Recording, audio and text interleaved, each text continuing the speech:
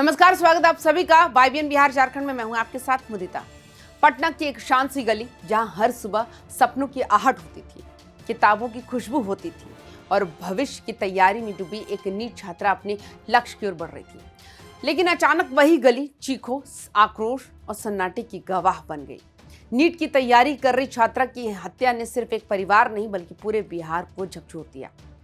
सवाल सिर्फ इस वारदात का नहीं था, सवाल था बेटियों की सुरक्षा का, कानून व्यवस्था की साख का और उस भरोसे का जो जनता सरकार से करती है। ऐसे ही वक्त में बिहार को जरूरत थी एक ऐसे नेतृत्व की जो बातों से नहीं एक्शन से जवाब दे। और तभी सामने आए उप मुख्यमंत्री और गृह मंत्री सम्राट चौधरी, जिन्हें लोग आज बुलडोजर बाबा के नाम से जानते हैं। परिजनों के आरोपों ने इस मामले को और भयावह बना दिया। पहले यौन शोषण और फिर निर्मम हत्या। ये शब्द सुनना भी किसी के लिए आसान नहीं, लेकिन यही सच्चाई थी जिसने हर संवेदनशील मन को अंदर तक हिला दिया। सोशल मीडिया से लेकर सड़कों तक गुस्सा उफान पर था। लोग पूछ रहे थे, क्या बिहार में बेटियां सुरक्षित हैं? क्या अपराधियों के हौसले इतने बुलंद हो गए हैं? और इन्हीं सवालों के बीच जनता की नजरें टिक गई एक शख्स पर जो गृह मंत्रालय की कमान संभाले हुए था। सम्राट चौधरी ने इस मामले को एक फाइल की तरह नहीं देखा, बल्कि एक पिता, एक भाई और एक जिम्मेदार जनप्रतिनिधि की तरह महसूस किया।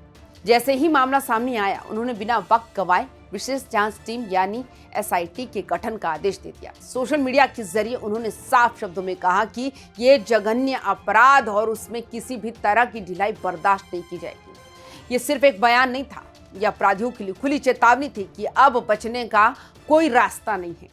DGP ने गृह मंत्री के निर्देश पर तुरंत अधिसूचना जारी की।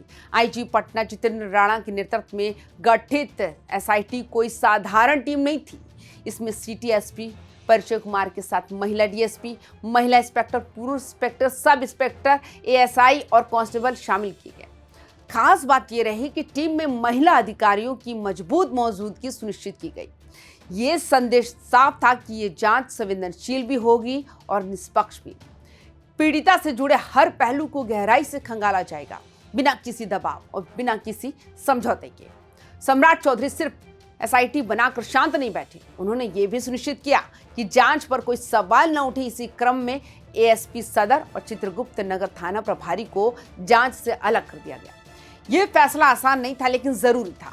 बुलडोजर बाबा की यही पहचान है, जहां सिस्टम भी जरा सी भी ढिलाई दिखी, वहां बिना हिचक कार्रवाई।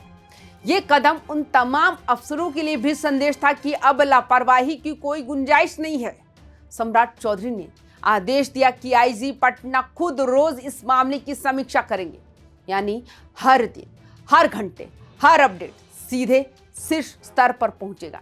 इससे न सिर्फ जांच में तेजी आएगी, बल्कि साक्ष्यों के साथ छेड़छाड़ की संभावना भी खत्म हो जाएगी। जनता को यह भरोसा मिला कि सरकार सिर्फ बयान नहीं दे रही है, बल्कि जमीन पर काम कर रही है।